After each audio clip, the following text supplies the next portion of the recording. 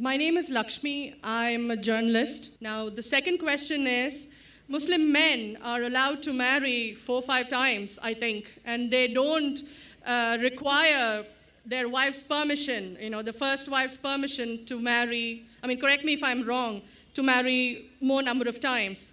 So I actually don't see any logic in this because I believe it's one man, one woman. That's the institution of marriage. So please clarify. Thank you. Now coming to your second question.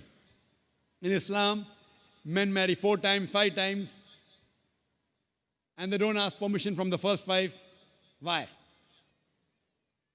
As far as polygyny is concerned, a man having more than one wife, Islam is the only religion, and Quran is the only religious scripture on the face of the earth which says marry only one.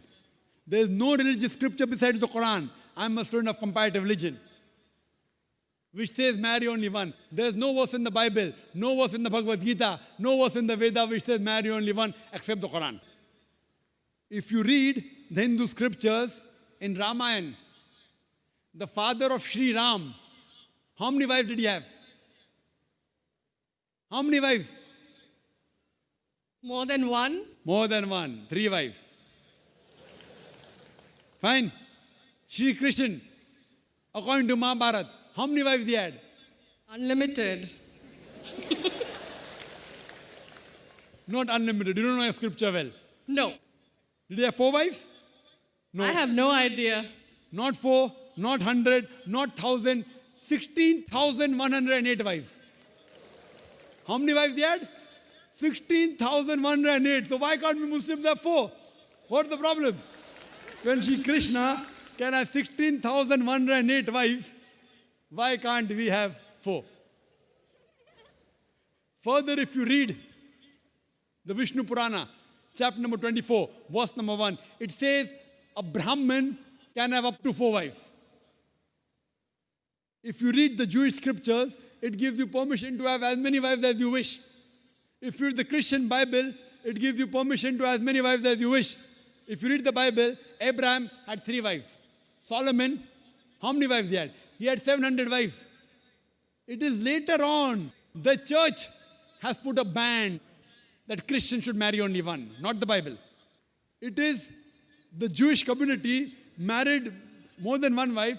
It was in 1950 that chief rabbi passed a synod that Jews should marry only one. So it is the rabbi, not the Jewish scriptures. And according to Hindu scriptures, you can marry as many as you wish. It is the Indian government in 1954 passed a law called the Hindu Special Marriage Act. Hindu Special Marriage Act, which says Hindus should marry only one. It is not the religious scripture. It is not Bhagavad Gita. It is not Ramayana. It is not Mahabharata. It is not Veda. It is the Indian Penal Code. The Indian government, which has passed a law in 1954 that Hindus should marry only one. But according to the statistics of the status of the women in Islam, if you read the government documents on page number 66, 67, it says that Muslims do polygamous marriages. You know what is the percentage in India?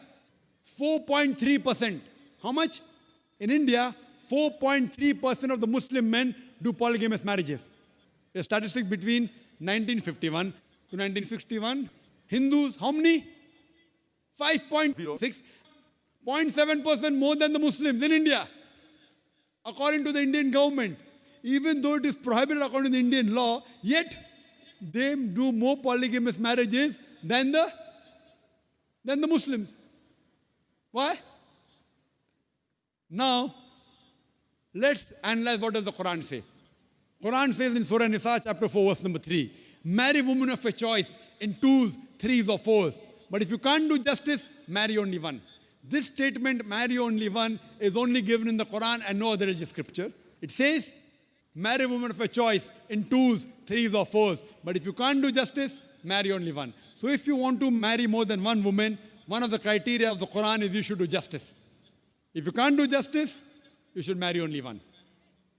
Now, what are the reasons, logical reasons a person can think that why has Islam permitted certain men to have more than one wife.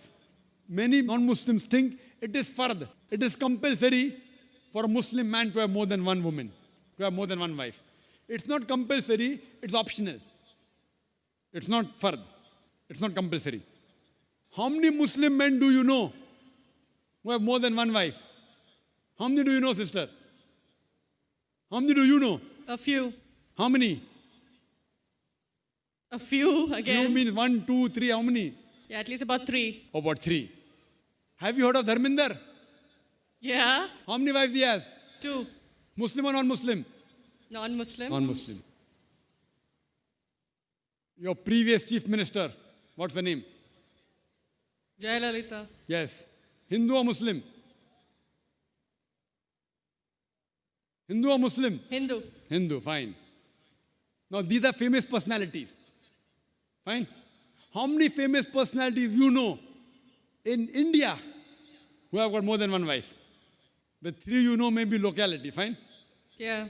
Local, maybe friend in your neighborhood, maybe your colleague. In India, there are more non-Muslims having more than one wife than the Muslims. Now let us understand what are the logical reasons. Come back to logic now. Now, by nature, if you ask any medical doctor, he will tell you, male and female are born in equal proportion. Girls and boys are born in equal proportion. But any medical doctor, any pediatrician, any children doctor will tell you that the female sex, the female child is stronger than the male child.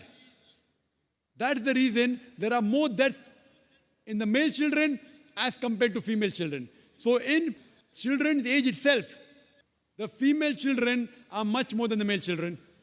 As life goes on, there are people dying due to accidents, due to alcoholism, due to war. There are more males dying as compared to females. Today, if you analyze in the world, there are more females in the world as compared to males. There are few third world countries like India where the male population is more than the female population. And do you know why? The reason is because of female feticide and female infanticide. According to an article, a program which came on BBC by the name Let Her Die, the program was assignment. There was a British reporter by the name of Emily Buchanan. She comes to India and she says that every year in India, more than 1 million fetuses are being aborted after they identified that they're females. She says more than 3,000 every day. You multiply, more than 1 million every year. According to the Tamil Nadu government hospital report, she gives the statistics, out of 10 female born alive, do you know how many are put to death? 4. Sister, did you know that? Tamil Nadu, your state, your beloved state, according to the government statistics, out of 10 females born alive in the government hospital, 4 are put to death. There are billboards put in Rajasthan and here, which says that spend 500 rupees and save 500,000 rupees. You know what does it indicate? Spend 500 rupees, do ultrasonography, do amniocentesis, identify the child you're carrying is a female, abort her, and save 5 lakh rupees, 500,000 rupees. Maybe a couple of 100,000 upbringing her, and the remaining 100,000 in dowry. If you stop this evil practice in India, our beloved country, stop the female infanticide, stop the female feticide. Even in India, the population of female will be more than the male population. If you see the rest of the world, if you see New York alone, there are 1 million females more than males. In USA alone, there are 7.8 million females more than males. In UK alone, there are 4 million females more than males. In Germany alone, there are 5 million females more than males. In Russia alone, there are 9 million females more than males. And God alone knows how many millions of females are more than males throughout the world. Suppose I agree with your philosophy, sister, you said, 1 man, 1 woman. If I agree with you, sister, with your philosophy, 1 man, 1 woman. And suppose my sister happens to be in America, or your sister happens to live in America. And suppose the market is saturated. 1 man, 1 woman, saturated. Yet there will be 7.8 million females who will not find life partners. 1 man, 1 woman. Now the option for these 7.8 million females is either marry a man who already has a wife or become public property? You say, Dr. Zakir Naik, public property, such a harsh word. Sister, it is the most sophisticated word I can use. I cannot use a more sophisticated word than public property. According to the statistics of America, do you know, on an average, a man, before he settles down with a wife, he has 8 different sexual partners. Do you know that? On average, 8. Some may have 1, some may have 10, some may have 28 sexual partners before he settles down with one. So the only option remaining, so if my sister happens to live in America, or if your sister happens to live in America, and the option is given to her, and suppose the market is saturated, every man has found a woman for himself. And unfortunately, if my sister, or if your sister happens to be one of the women who has not found a life partner, the only option for them is either marry a man who already has a wife or become public property. Any modest woman would opt for the first. Sister, what would you opt for your sister?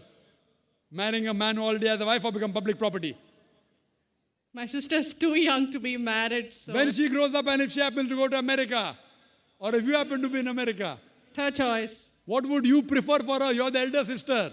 Would you prefer her becoming public property or marry a man who already has a wife and get equal rights? In Islam, if you have a second wife, you give equal rights. In America, the public property has got no rights. She's degraded.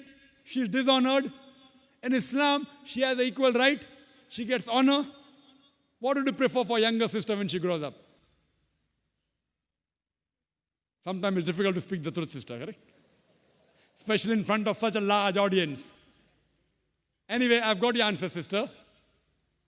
Thank you. And your silence speaks for that. So that's the reason in Islam, sister, men have been allowed to marry more than one wife is to protect the woman, not to degrade her. Regarding a question, is it compulsory that the husband should take the permission of the wife? It's not compulsory because if she wants to protect, if that man wants to protect another woman, a normal woman, I agree with you, sister, no woman under normal circumstances would like to share the husband. You have to agree. This is human nature. But if the woman is a good Muslimah, is a good Muslim woman, what she says, let a small loss take place to prevent a big loss. She will say, I know sharing my husband is a loss for me, but I would prefer letting a small loss take place for me to prevent my sister becoming public property. She's a good human being. So she would surely give permission to the husband to marry a second woman, if she's a good Muslim woman. But taking permission is not fard, it is preferable. But at least informing is a requirement so that he does justice between the two wives. Hope that answers the question, sister. Thank you.